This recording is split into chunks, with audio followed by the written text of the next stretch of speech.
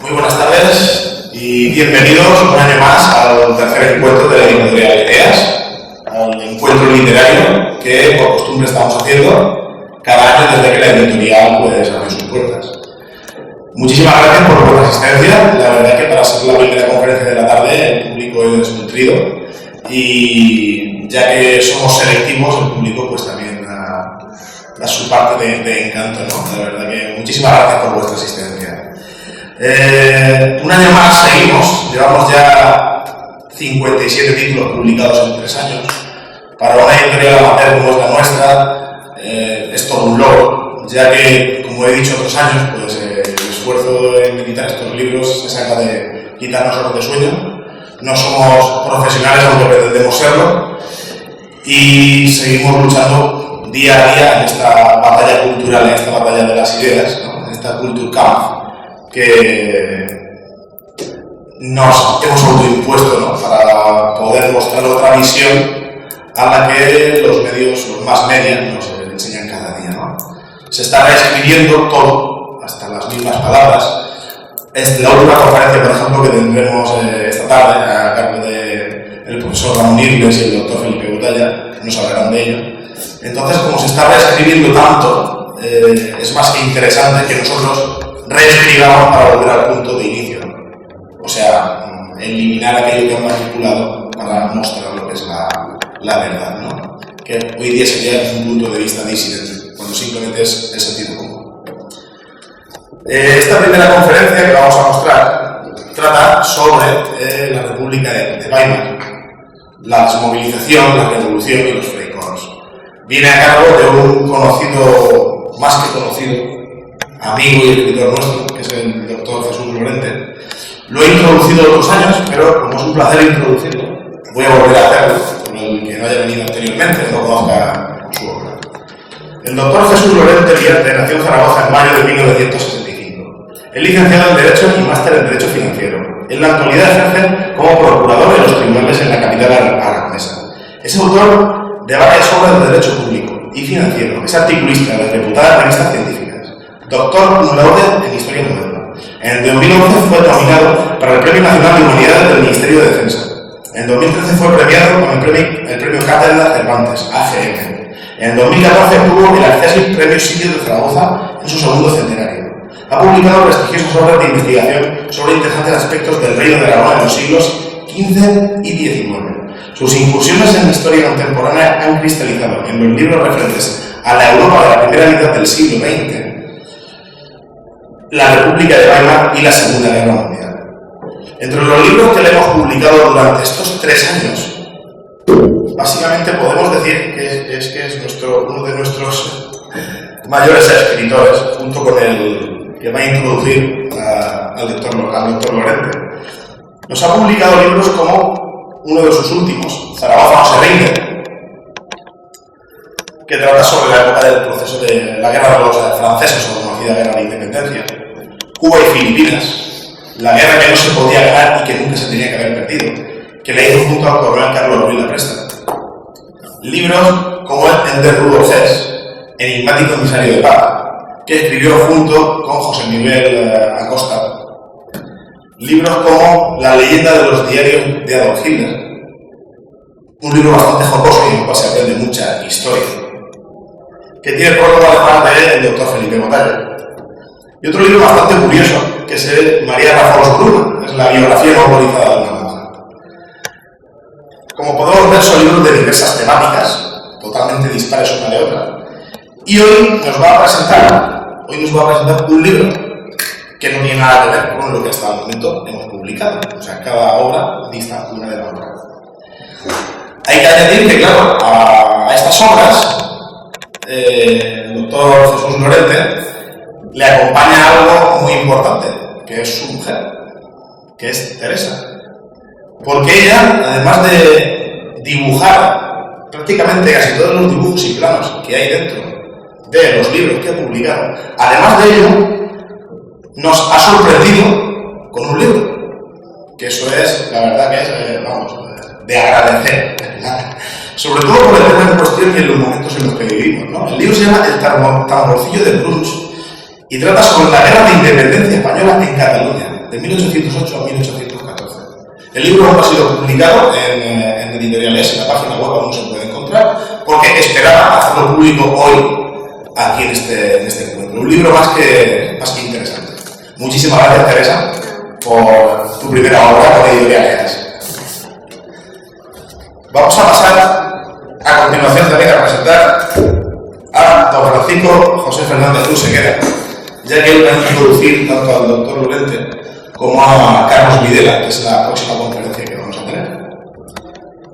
Con Francisco nos ocurre algo similar que con Lorente. Básicamente, entre Francisco y Lorente han publicado el 30% de los libros de editorialidad. O sea, es que tienen ahí son como Apple y Windows, ¿no? y Bill Gates, ¿no? O sea, ellos están cogiendo lo que es el mercado. Francisco, que pasó de ser un desconocido hace 3 años y medio para mí, a ser ahora todo un amigo, pues es alguien que desde mi punto de vista lo tengo más tratado en lo personal y eso es sorprendente, no me deja de sorprender cada día. Él es de Madrid, nació en 1963, ha sido militar diplomado en operaciones especiales y se licenció en Derecho en la Universidad Complutense de Madrid.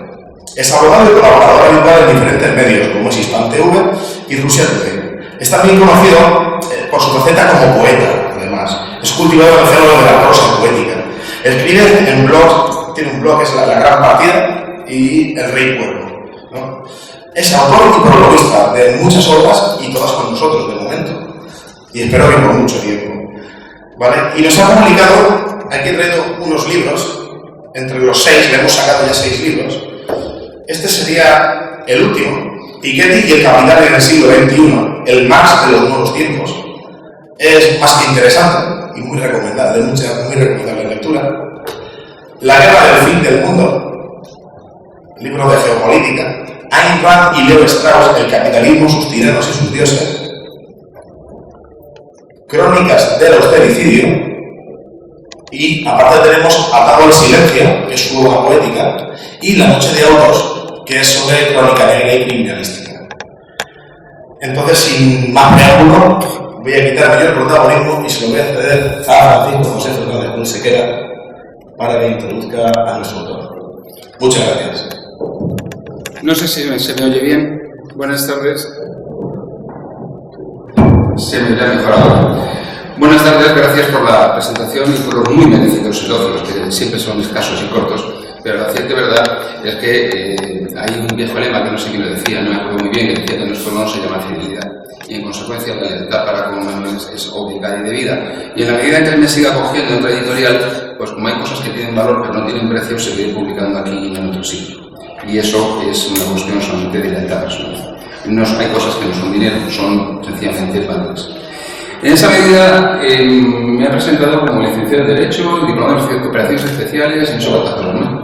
La verdad es que cada uno hacemos lo que podemos en lo que la vida nos va permitiendo. Pero para mí, en ocasiones, lo que te permite la vida es un placer. Y en esta ocasión, prologar este libro lo ha sido. Es un libro que desde hace años vengo echando en falta. Se han publicado obras de autores consagrados como Sebastian Haffner, con la Revolución de 1999, se ha publicado Balticum de Dominique Bernier, el desaparecido, lamentablemente desaparecido, referente francés para todos. Se han publicado muchas obras. Pero si alguien me preguntase qué obra tiene que coger, qué obra tiene que elegir, que escoger para poder enterarse de qué aquello, ¿cuál es la obra canónica de esta cuestión? La obra canónica en este tema es la de Jesús Reverte. ¿Por qué? En primer lugar, porque uno tiene todos los datos que precisa para entender lo que ocurre. Hasta el más mínimo detalle encuentra acogida en el libro. Pero dice, bueno, entonces es un libro denso, aburrido y, como diríamos vulgarmente, y ahora que un coñazo de libro. Bueno, pues no es un coñazo de libro. Es un coñazo de libro, esos libros que no te transmiten la vida. Este libro huele a prueba. Este libro te hace sentir el sabor de la derrota, de la superación personal, del frío, de las noches compartidas en las que se comparte el miedo, de la gente que no se deja de hacer por él y que se sobrepone el miedo. Y cuando uno lo lee, uno se siente parte de una lucha que empezó mucho antes de esto y que aún no ha terminado. Y la virtud de este libro es convertirnos una vez más en personas libres, en hombres libres que con un arma en la mano forjan su destino y defienden a su patria.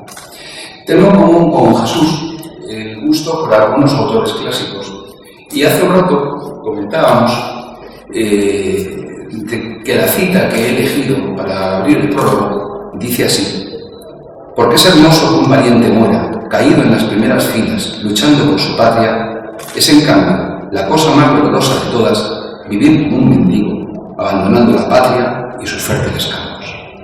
Bien, este libro vuelve a hacer patria, porque la patria de esos hombres sin bandera, pero cuya patria está en la comunidad en la que viven. Los Freikorps fueron bajo 1000 banderas diferentes y a cambio de la nada, la gente que en un momento determinado paró en todo Centro Europa y en Europa del Este, lo que no fue ni más ni menos que el primer asalto de Asia contra Europa y marcó el principio del fin de la decadencia de nuestro continente. Jesús recoge aquí cómo aquella gente se supo vencer en esa batalla para caer personalmente derrotados. Pero no cayeron derrotados para siempre. Muchos continuaron su combate en otras filas y en otros momentos, y marcaron la historia de un modo que se ha convertido en un referente para todos nosotros. Y ese mismo referente es el que es hoy Jesús también para nosotros en este caso. Es mi competidor más directo en esta editorial. A partir de ahora tendremos que estar permanentemente comparando quién publica más libros que quién, pero desgraciadamente siempre perderé, porque el magisterio, la maestría, la sabiduría y el saber escribir que tiene Jesús es difícilmente alcanzable. Si lo que quieren es un libro pesado y un libro que aburre, no lo compren. Si lo que quieren es un libro que les devuelva al campo de batalla, que les dé una razón de ser y de existir, y que les explique y les diga de dónde vienen, el libro es este. No lo duden. Lean Weimar y conozcan la obra de Jesús realmente. No se arrepentirán. Ahora les dejo con él, que seguro que no quiere robar los minutos, porque creo que nos amenaza con un montón de fotos y unas explicaciones muy interesantes. Así que, con ustedes, Jesús realmente, y para mí ha sido un honor robar este libro. Muchas gracias.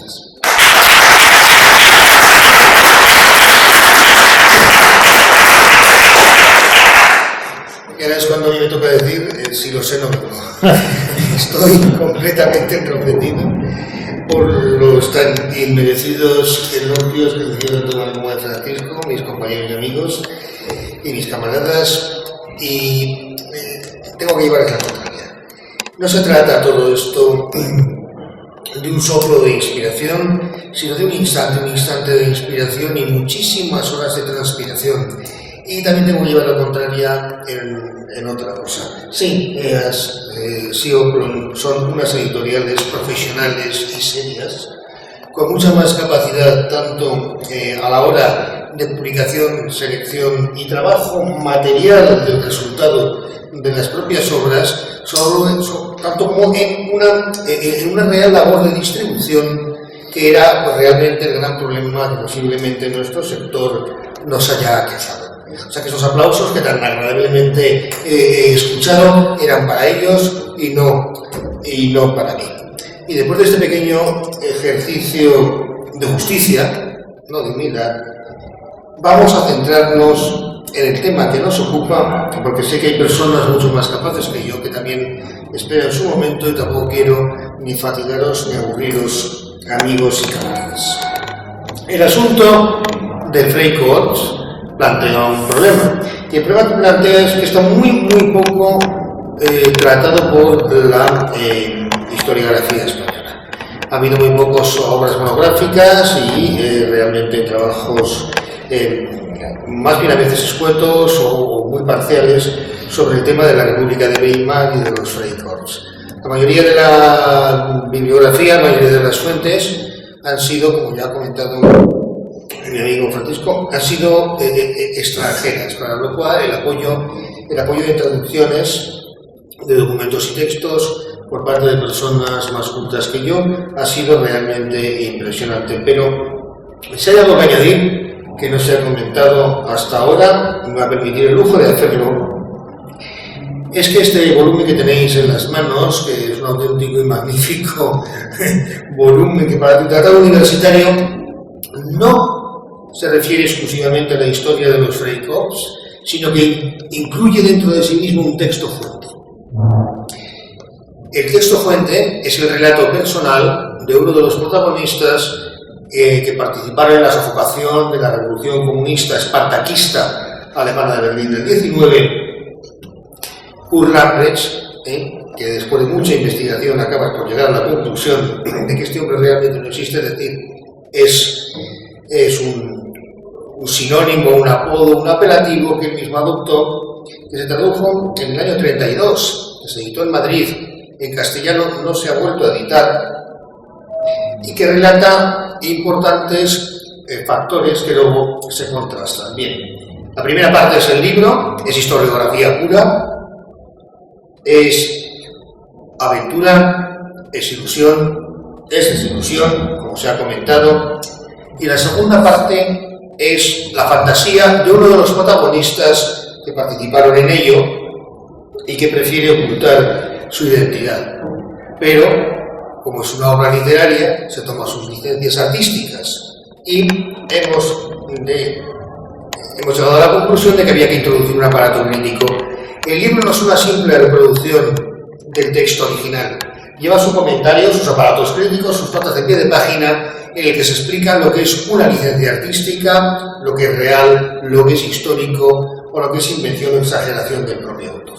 En resumen, que no dejéis de leer el libro hasta la última página, porque mi deseo es que lo disfrutéis.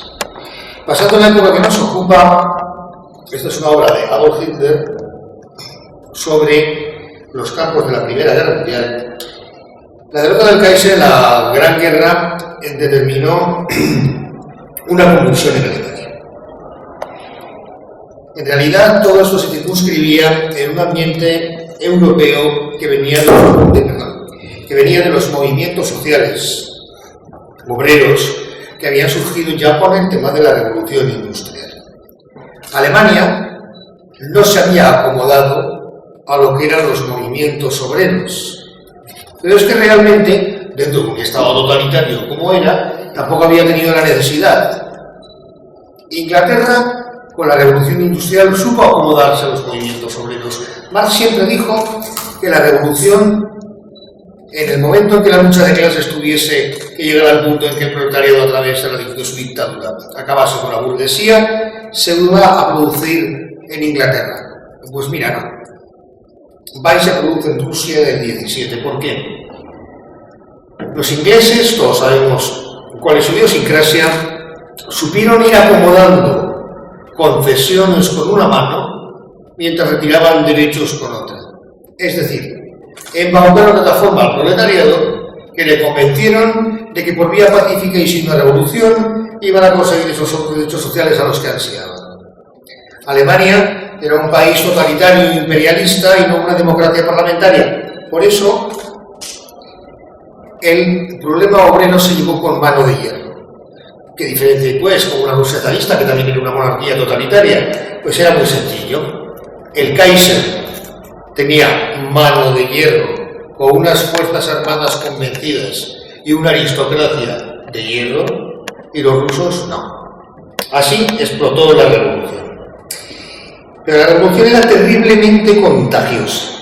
En el momento en que desaparece el principio de autoridad, como ocurrió en 1918, a finales de 1918, después de 4 atroces años de guerra en los campos de batalla, luego hablaremos de temas militares, aconteció que en cuanto desapareció la fuerza del ejército, la eficacia de la policía, la firmeza de la administración, todo empezó a desmoronarse, con sálvese quien pueda. ¿Qué ha pasado aquí?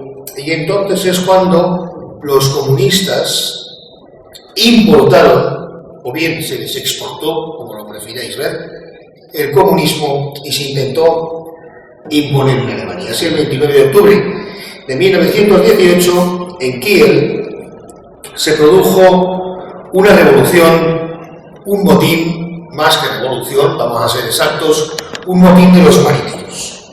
Los marineros de Kiel se alzaron, se negaron a obedecer a los oficiales y eso fue la chispa que encendió el barril de pólvora sobre el que estaban las botas del Kaiser. El día 3 de noviembre, poco después, Alemania entera se contagió de manifestaciones y protestas socialistas y comunistas. ¿Cómo se paró esto en un primer momento? Es muy sencillo. El socialismo alemán es completamente distinto del socialismo español. El socialismo alemán ha tenido una tradición ideológica sólida y fuerte. El español no. En 1848 se produjo en Europa un movimiento que se originó en Francia, que es el momento de las revoluciones románticas. Revolución industrial, derechos obreros, alzamientos. Muy bien. En esa época, los ingleses compraron a los obreros, los rusos los orientaron y los alemanes los oprimieron. Pero el movimiento social alemán se estaba desarrollando a manos de Ferdinand Lassalle. Ferdinand Lassalle era socialdemócrata, no era comunista, no creía en la revolución, no creía en la dictadura del proletariado y determinó la creación del SPD, el Partido Socialdemócrata Alemán, que ¿qué es lo que buscaba? Pues lo de los ingleses, que los obreros terminasen con la lucha de clases, equiparándose socialmente al resto de las clases sociales a través de medidas realmente partidocráticas, democráticas, socializadoras, pero no con la punta de la bayoneta. Bien, no era un movimiento marxista, pero en Rusia sí se estaba desarrollando el marxismo, la revolución, la violencia. Así se fundó la Primera Internacional por aquellos años. En el siglo XX realmente la socialdemocracia alemana dirige prácticamente todo el internacionalismo obrero. Todo el internacionalismo obrero. A lo mejor la revolución rusa jamás hubiera estallado de no ser por las catástrofes enormes que experimentó el gobierno zarista, el ejército zarista, el imperio ruso, en la guerra ruso-japonesa de principios de siglo o en la Primera Guerra Mundial. Bien, el hecho es que la guerra era de gran desgaste. Al principio los socialdemócratas eran belicistas, impulsaron el desarrollo de la Primera Guerra Mundial. Eran belicistas, apoyaron la participación de las potencias centrales en la guerra. Vamos a luchar contra los rusos, vamos a joder a los italianos, vamos a machacar a los franceses que son unos perros y que ya les ganamos en 1870. Bien, y de repente 2 millones de muertos en las trincheras. ¡Hostia! Esto no me lo esperaba yo. Así, Leonard Bernstein recogió las ideas de Lassalle, organizó un partido socialdemócrata no belicista, pacifista, y reunió a todas las fuerzas decepcionadas con la monarquía, incluso a las monárquicas. Bernstein supo agrupar, a su manera, a monárquicos que querían transformar el imperio alemán en una monarquía parlamentaria, por ejemplo el príncipe de Baden, de la familia imperial. Pero sobre todo agrupó a los socialistas, como fuerza, tanto frente a los conservadores restauracionistas, como frente a los marxistas revolucionarios. Y eso es algo que no ha pasado en España. Desde Pablo Iglesias, el viejo, acabaremos hablando de ellos como de los reyes de Castilla, Desde Pablo Iglesias, el viejo, el Partido Socialista en España siempre ha sido un trampolín para el marxismo. No ha tenido identidad todavía. Ahora el Sánchez, el que lo dirige, que es un hombre tan vulgar que siempre me recuerda, me cuesta mucho recordar su apellido, realmente lo que está realizando es un acercamiento a lo que es la extrema izquierda. Es exactamente lo mismo que hizo Prieto o que hicieron los republicanos en el año 31. Por eso tenemos que hacer una traslación de nuestra mente, de nuestra manera de juzgar y de evaluar. No podemos juzgar al socialismo alemán como al socialismo español, y menos en esta época. En España el socialismo español fue una plataforma para el marxismo, en Alemania fue un freno para el marxismo.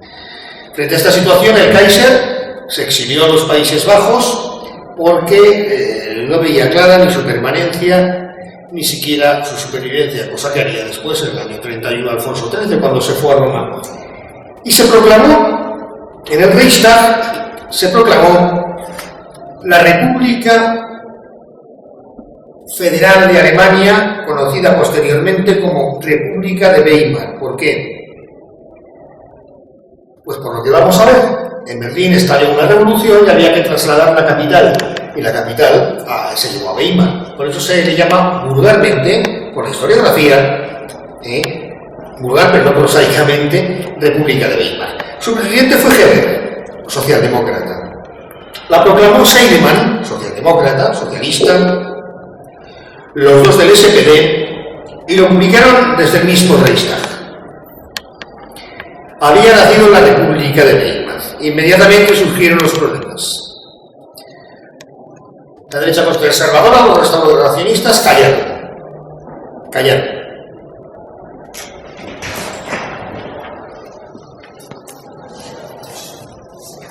Iniciaron una especie de mini alianza con los socialistas, pero los que no se cayeron fueron los comunistas. Los comunistas, entonces llamados espartaquistas, que habían fundado la Liga Espartaquista, luego se confundó como el KPD, el Partido Comunista Alemán, dirigidos por Karl Liebknecht, dijeron: no me sirve tu república es burguesa, y nosotros queremos la revolución, queremos la dictadura del proletariado. Y entonces Karl Liebknecht, por cierto, es un detalle, Heber, judío, Seidemann, judío, y por supuesto Liebknecht, judío.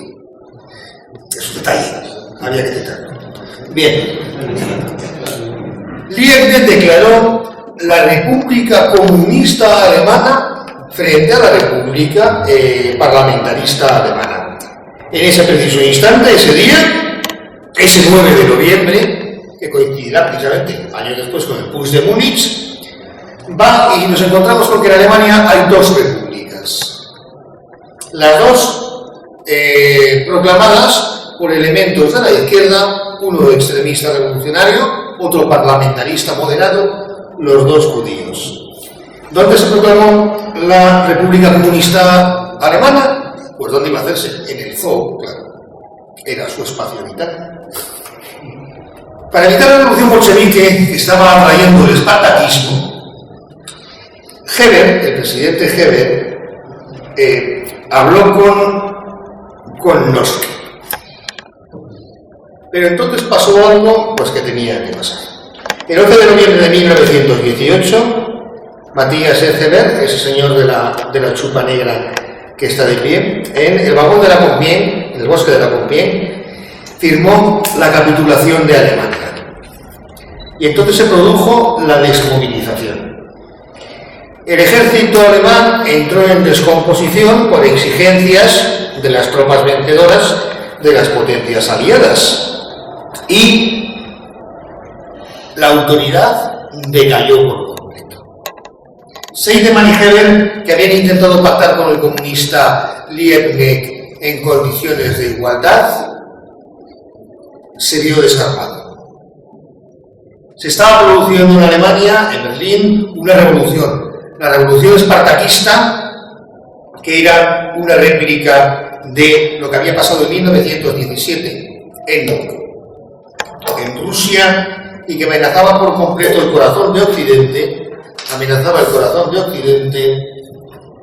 y consecuentemente a las potencias occidentales. Las potencias occidentales se asustaron. Las potencias occidentales necesitaban un cordón sanitario. Ese cordón sanitario que los separaba del bolchevismo ruso era Alemania. Pero Alemania, además de Liebknecht, estaba Rosa Luxemburg, curiosamente también judía. El asunto es que esta dama, junto con Liebknecht, consiguió que En diciembre, en las Navidades de 1918 y los comienzos de 1919, Berlín se alzaba en armas. A Berlín llegaron gente de todos los lados alemanes. De todos los lados alemanes. Bien. Llegaron marineros del Báltico. Llegaron soldados del frente contagiados con la Revolución Rusa. Llegaron obreros de todo el Ruhr. Llegaron rebeldes de toda Alemania que se juntaron con los obreros de la muy industrial Berlín y se montó la de Dios. Una auténtica revolución, tiros por las calles, luego veremos más detalles, pero el levantamiento fracasó. ¿Por qué fracasó el levantamiento? Muy bien, por dos motivos. Primero, los comunistas son como son. Parece que son todos mediterráneos. ¿Os acordáis de esta película de la vida de Brian, de Monty Python? Que cuando están en el circo hay unos 15 grupos, cada uno de 3, 4 personas, 2, y que en una incluso uno está solo. Todos tienen siglas diferentes, todos piensan lo mismo, pero todos están enfrentados entre ellos. Lo mismo le pasaba a los espartaquistas. No había ninguna unidad. La financiación venía de Rusia, y a Rusia se le estaba hinchando los cojones porque los dineros no sabía dónde se estaban metiendo. Y realmente era muy difícil saber dónde se estaban metiendo. Y luego aparecen los Freikorps. Los que reúne a los Freikorps. Las unidades Freikorps, ¿quiénes son? Son soldados. No son personas ideologizadas, no son personas que tienen unas ideas muy claras, que ya las tenían antes de la guerra o que las tenían durante la guerra, como por ejemplo eran los marxistas. Eran soldados, ellos eran simples soldados. Y estos soldados tenían 18 años, 17 cuando se fueron a la frente en el año 14. Ya tenían todos 21, 22. Y no sabían más que hacer una cosa: matar. Vuelven a casa, no encuentran a su padre, no encuentran a sus hermanos, no pueden recuperar su trabajo. Todavía llevan el uniforme, el casco, y llega alguien que les da un fusil. No es que es socialdemócrata. En pocos días se hizo un auténtico ejército paramilitar, los cuerpos libres, que aplastaron con la eficacia de una instrucción rigurosa y una experiencia de combate abundante adquirida en el frente a la Revolución Comunista. Y así era la noche del 15 de enero, 2 semanas después de iniciar su revuelta marxista, la Luxemburg y Liebknecht fueron muertos a culatazos y echados a un canal. El Tratado de Versalles se firmó el 28 de junio de 1919 y determinó en el Salón de los Espejos de Versalles, como podéis ver, aunque en el salón no podéis ver ningún espejo, sino un par de palmeras, y se aprobó en el gabinete público, en el Concejo, la Constitución de Weimar. El 19 de agosto del mismo año de 1919. ¿Qué pasa? La Constitución de Weimar tenía una estructura como puede tener hoy, por ejemplo, la República Alemana. Era un parlamentarismo republicano, una partitocracia multipartidista, un sufragio universal, era una constitución moderna, normal. Pero ¿qué es lo que pasa? Los comunistas querían la revolución del proletariado y los restauracionistas querían que volviesen países. Y así hubo una sucesión a lo largo del 19 y de principios del 20 de distintos cancilleres del SPD, del Partido Socialdemócrata, que no lograron ningún tipo de avance. Entonces aquello se estaba descomponiendo. La Constitución de Weimar no había traído la paz, la República no conseguía la estabilidad, la crisis económica impuesta por las atrocidades del dictado de Versalles y las terribles indemnizaciones de guerra se estaban cargando al país. Y aparecieron dos cosas. Primera, el Putsch de Camp, un golpe de Estado ultraderechista y restauracionista que se dio en Berlín el 13 de marzo de 1920 de madrugada. Como podéis ver, el apoyo popular fue masivo y se exhibían banderas de la restauración. Pero como no tenía apoyos reales en las filas del ejército, ni planes a medio y largo plazo, Duró lo de la canción de Sabina, como 2 peces de hielo en un whisky on the rocks. Y no consiguió ni el más mínimo objetivo. El año 21 fue muy proceloso porque se manifestó, como veremos más adelante, en un conjunto desordenado de revoluciones, de alzamientos y de intervenciones del extranjero. Los bálticos querían coger la parte norte de Alemania. Los polacos, Danzig, para tener la salida al Mar del Norte. Los rusos querían avanzar para consolidar la revolución comunista en el conjunto de Centro Europa. Y de tal manera, los franceses dijeron, porque no vamos a ocupar las zonas desmilitarizadas, y en lugar de esperar con paciencia a cobrar las indemnizaciones de guerra, lo cobramos todo de golpe. Ante esa situación terrible que se prolonga entre el año 21 y el 23, Hitler y sus camaradas dan el Putsch de Múnich el 9 de noviembre del 23 en el Panteón de los Héroes de Theresienplatz en la Felderhalle. Fracasa el Putsch, como fracasó el Putsch de Kapp, y son procesados cayéndoles penas pequeñas. No sé si habéis leído el libro de Ernest von Salomon. Eran delitos terribles que ahora pueden acarrear una prisión de 25 o 30 años. Entonces caían 4 o 5. Valía la pena el golpe de Estado. Valía la pena. Y de eso así lo hacían. Como vemos, la situación general es terrible. Por una parte, descontentos los restauracionistas. Por otra parte, los comunistas intentando imponer la revolución. Y por otra parte, empiezan a surgir ideas, partidos nuevos, ideas totalitarias, sobre todo influidas por Italia, porque sin la marcha sobre Roma de Mussolini, jamás, nunca se le hubiera ocurrido a Hitler intentar dar el golpe de Estado. Occidente ve que se queda sin pasillo sanitario. Me cachis la mar. Dentro de 4 días los comunistas en París, ya aún nos acordamos de la Comuna. Pues mira, se aprobaron 2 planes, el plan Dawes y el plan Juncker, impulsados por los Estados Unidos. Se pretendía a través de unos grandes empréstitos,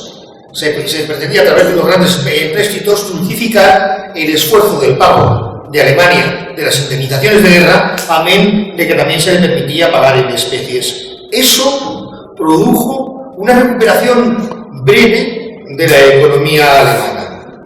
Se produjo una subida económica que hubiera podido consolidar la República de Weimar, pero no. El 24 de octubre de 1929 se produce el crack de Wall Street, se inicia la espantosa crisis del año 29, se suspenden el plan Dawes y el plan Young, Estados Unidos establece la ley arancelaria Hawley-Smoot, que es ultraproteccionista, evita cualquier tipo de comercio con Europa. No solamente Europa se empobrece, Europa tiene que pagar las armas que compró Estados Unidos durante la Primera Guerra Mundial, especialmente Francia e Inglaterra, y encima Alemania se queda sin crédito. En 1931 alcanzó un desempleo Alemania del 33,7%, pero es que en el 32 ya era de un 40%. En 1932, un año antes de que Adolf Hitler alcanzase el poder, 4 de cada 10 alemanes no tenían trabajo. La República de Weimar no tenía dinero para pagar los subsidios. La situación era de completa desesperación. El hambre campaba. El SPD cayó y subió al Centrum Party, lo que sería actualmente el Partido Popular en España, salvando las diferencias, ya que antes hemos comparado a los 2 grupos socialistas. Bien, ¿y qué hacen? Bueno, Brüning canciller. Pues ¿qué va a hacer Brüning? Exactamente lo mismo que ha hecho Rajoy. Política reduccionista. Estamos hablando de hace bastante más de medio siglo. Y estos hijos de puta que no aprenden.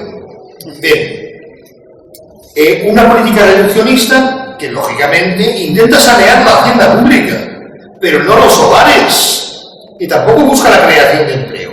Es decir, se produce un brutal incremento de la presión fiscal sobre las clases medias y trabajadoras y una enorme reducción del gasto público y de la inversión pública. Que no, que es lo contrario. Claro, Brüning termina de hundir a Alemania. Entonces, el 30 de enero de 1933, Hitler es nombrado canciller. Eso ya es otra historia. Las medidas que él tomó fueron justo las contrarias. Las típicas medidas totalitarias: incremento del gasto público, liberalización de la presión fiscal de las clases medias, proteccionismo a la exportación, limitaciones a la importación, una política de saneamiento nacional. Y todos sabemos que para 1936, cuando a las Olimpiadas, Alemania había vuelto a ser la potencia número 1 de Europa en 3 años. No hay que decir que tanto Brüning como Rajoy están equivocados. Hemos hablado antes de la crisis económica. Este es un paquete de dinero para ser destruido. Imaginaos que estáis en la cola del supermercado y que mientras estáis esperando a que os cobren, os suben 3 veces de precio el paquete de arroz. No se podía vivir así, y las medidas de Brüning que ya hemos citado no fueron en absoluto positivas, ni Alemania experimentó una real recuperación hasta que el Partido Nacional Socialista llegó al poder, a pesar de una espantosa batalla callejera con los comunistas que, por supuesto, y durante todos estos años no habían dejado de intentar hacer su revolución. Llegamos ahora mismo a el tema ya de los Freikorps desde el punto exclusivamente militar. Hemos visto cómo Alemania estaba configurada, cuál era su contexto y por qué aparecieron los Freikorps. Los necesitaban. Maquiavelo, en su libro El arte de la guerra, explica: la guerra hace el soldado y la paz lo ahorca. Bien, la Primera Guerra Mundial hizo muchos soldados, muchísimos. Esos muchos soldados no tenían ocupación cuando volvieron. La encontraron en los Freikorps, igual que después de terminar la Guerra de Granada en 1492, los españoles, los guerreros españoles, las órdenes de caballería, encontraron la salida en la Reconquista o en las guerras de descolonización, los mercenarios famosos de mediados del siglo XX después de la Segunda Guerra Mundial. El hecho es que en 1918, cuando había acabado la Primera Guerra Mundial, 1.773.000 varones alemanes habían muerto en combate y 760.000 civiles habían sufrido el mismo destino por bombardeos o epidemias. Eso implicaba que un 10% de la población activa alemana había desaparecido, y aún así el paro fue galopante. El ejército imperial se desintegró. Este es otro dibujo de Adolf Hitler. El ejército alemán se desintegró, y como hemos visto antes, los Freikorps, ¿qué sabían hacer? Solo sabían ser soldados. Cuando volvieron a casa, se dieron cuenta que tenían una excepcional oportunidad con un país en plena revolución comunista y con las fronteras amenazadas para seguir siendo soldados, que es lo único que sabían hacer. Y así fue. Así fue. En poco tiempo se organizaron un montón de cuerpos francos por pequeños oficiales. No los organizaron generales, algún coronel había. La mayoría de los cuerpos francos fueron organizados por alféreces, por subtenientes, por cabos, por sargentos. Así tenemos a Freikorps legendarios como Bischoff, como Erhard, que llegó a formar una brigada, un comandante de marina, como Maerker, como Manteuffel, un héroe caído en el Báltico, como Schlageter, que murió en combate, o como Roswell, que era un alfredillo y que reunió una brigada. Frente a ellos, habéis visto rostros alegres, rostros jóvenes, aspectos naturales, semblantes sanos y nobles, frente a los revolucionarios, como Ernst Toller, comunista judío, igual de guapo y con la misma nobleza en la cara que los anteriores, Radek o Landauer, que se lleva la palma. Bien, estas unidades revolucionarias estaban organizadas y armadas porque los almacenes del gobierno estaban extremadamente llenos de armas y solamente había que ir a cogerlas. Aquí tenéis a revolucionarios comunistas, a pesar de que ese señor lleva un precioso sombrero de fieltro, manejando, como podéis ver, excelentes Mauser o ametralladoras Maxim, como es esta del caso. Bien, ya os he dicho que antes que Noske, del Partido Socialdemócrata, coge, los recluta, los reúne y los organiza. ¿Cuál era la motivación del Freikorps? Ya lo hemos comentado antes. La motivación del Freikorps era muy variada. Igual que había llegado soldados del frente, completamente desmoralizados, completamente decaídos, que solo querían paz, que solo querían volver a su casa y que podían llevarse un chasco no a la hora de llegar, había gente que no tenía dónde volver y que necesitaban ser soldados. Acordaos de los casos de la guerra de los 30 años, de supuestos realmente reales después de épocas de guerra permanente, donde ser soldado era algo más que una profesión, era un modus vivendi. En la España imperial de los siglos XVI y XVII, lo más normal es que la peña o fuese guerrero o fuese cura. Bien, el hecho es que con esta motivación inicial, luego aparecieron otras circunstancias y otras aportaciones deontológicas, y es cuando aparecen las ideas políticas y los totalitarismos. Pero realmente, la primera misión deontológica, el primer concepto, el primer criterio de los Freikorps era atender a necesidades supervivenciales. No os quiero aburrir, vamos a ver estas imágenes en las que, como podéis ver, tenemos un Berlín ocupado. Berlín no fue la única zona en la que hubo combates callejeros sangrientos. Imaginaos a la gente pegándose tiros en la calle. Ahí podéis ver en el cartel, hay dos Freikorps que están cortando una calle porque diciendo, cuidado que se están pegando tiros para que la peña no pase. La gente se mataba por la calle, la gente tenía conflictos armados, la gente se despaturraba con bayonetas, caían granadas desde las ventanas, pero la peña seguía yendo al teatro, seguía yendo a los cabarets por la noche, seguía yéndose de putas, seguía yendo a trabajar, seguía habiendo comercio, y por eso había gente que tenía que decir, cuidado que por aquí se dispara. Bien, ya os he dicho que la revolución se extendió, pero tenemos que especificar algo que está muy claro. Las zonas rurales en Alemania y en Austria siempre fueron conservadoras, siempre. Por lo tanto, los movimientos espartaquistas, los movimientos comunistas, los movimientos revolucionarios de Thalmann, de Liebknecht, fueron esencialmente urbanos. Por eso las principales rebeliones se realizaron en sitios que eran fundamentalmente industriales. El Ruhr, Brunswick, Magdeburgo, donde estaban las industrias pesadas Krupp, Sajonia, Hamburgo, el mejor puerto del Báltico en el norte de Europa, o en Baviera, Múnich. Baviera fue especialmente interesante de ver. Baviera fue especialmente interesante de ver, porque aunque es una zona rural, Múnich era una ciudad industrial y se hizo una república comunista de un judío, otra vez, ¿verdad? Kureisner, tuvo que ser combatida por tropas que se reclutaban en la zona rural.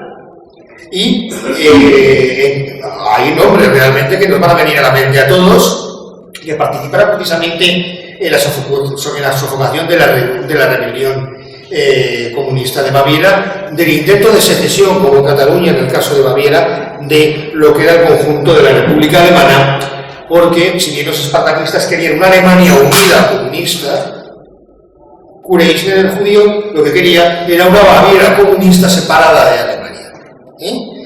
Bien, pues ahí lucharon Rudolf Hess, ahí luchó Heinrich Himmler, ahí luchó Reinhard Heydrich.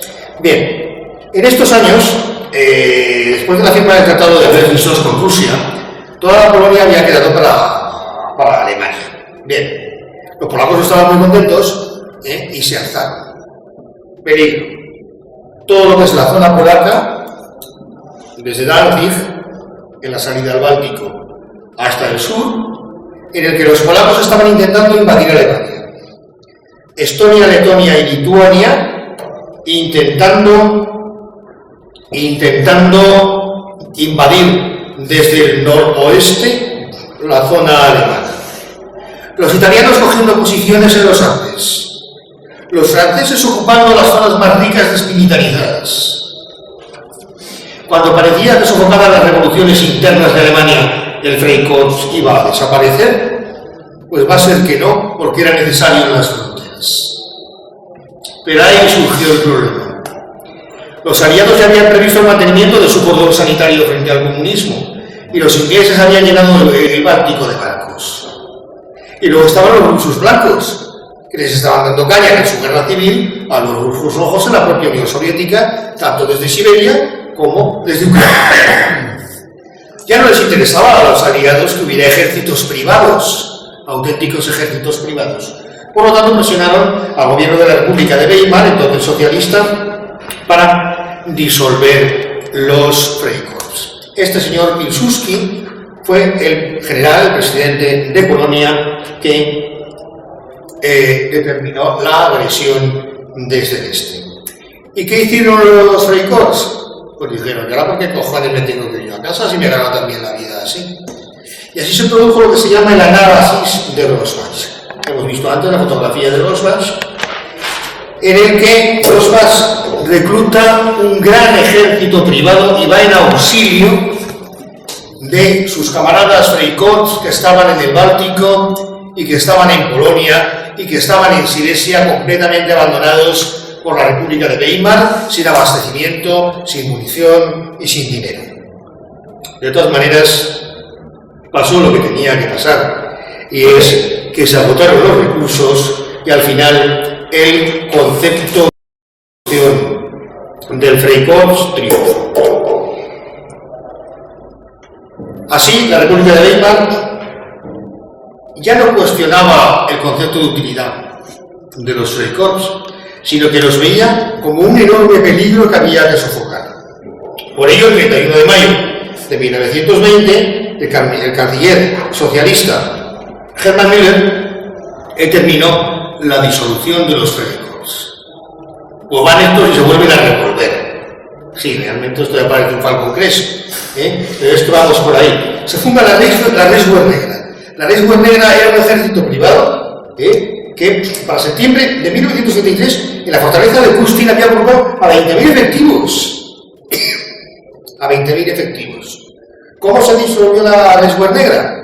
La Reichswehr Negra se disolvió porque la República de Weimar las puso para que se disolvieran. Y dijeron, bueno, eso sí, con prima de licencia me voy a mi casa.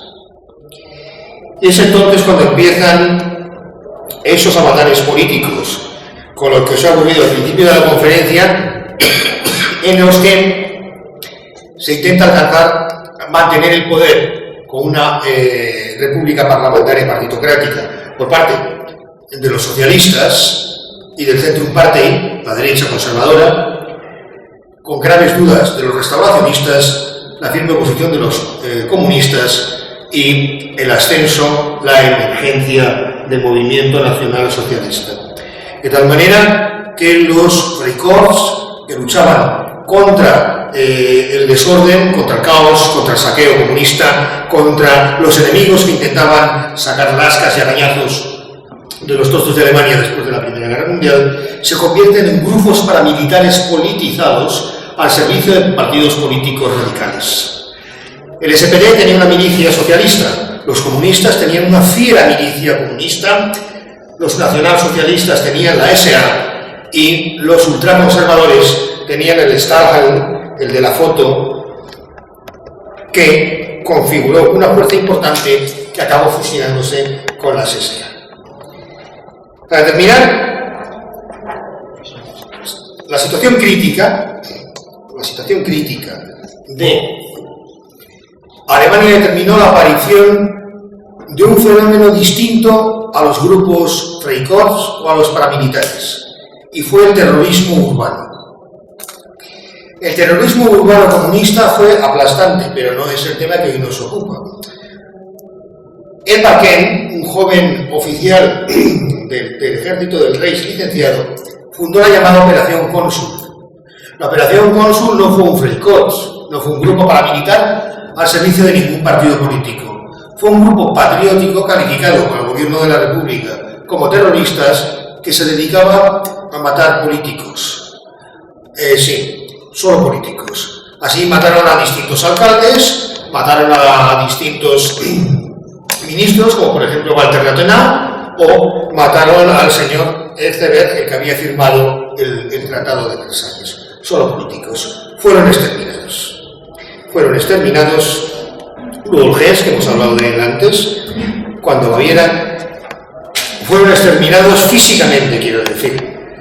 A lo mejor el único superviviente pudo ser Ernest von Salomon, que acabó en prisión, y que luego pues, fue uno de los escritores que configuraron lo que se llama la Revolución Conservadora que se desarrolló en aquella época en Alemania, de carácter literario, un movimiento importante, referente por ejemplo a la generación perdida americana, y de la que ya en el último congreso se habló de un magnífico libro que editó Manuel Toeas sobre Resjude, y murió de accidente después de la Segunda Guerra Mundial. El resto, todos fueron no ejecutados, sino asesinados a tiros por las calles o en los bosques.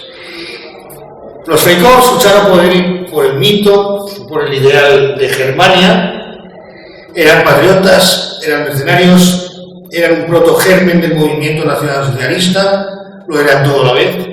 Creo que después de que os leáis el libro podéis sacar vuestras propias conclusiones. Espero no haber sido pesado. Muchísimas gracias por vuestra atención.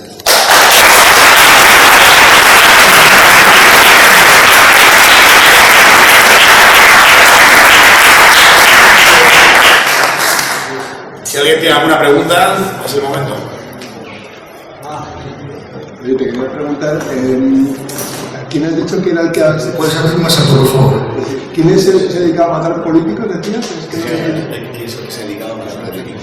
Operación Consul, Organización Consul. Pero eso que lo dice... El jefe era Edvard Kern. Claro.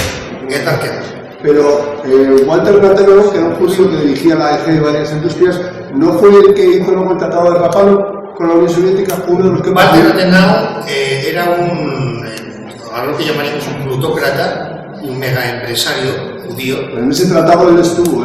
Fue ministro de Armamento, fue ministro de Exteriores. En el Tratado de Rapallo comparten tecnología con lo que era ya la incipiente Unión Soviética. Él firma ese tratado, o participa en ese tratado. Bueno, Rathenau iba como todos los judíos, camarada, a la suya. Y luego, simplemente Hermann Müller, el socialdemócrata, fue uno de los que luego diría hay que combatir los excesos de Hitler, diciendo que hablaba y pronunciaba cosas que había que combatir, porque no se podía hablar así, según él. ¿Alguien más? Bueno, hacemos un receso de 10 minutos, pasamos a la próxima conferencia. Muchas gracias.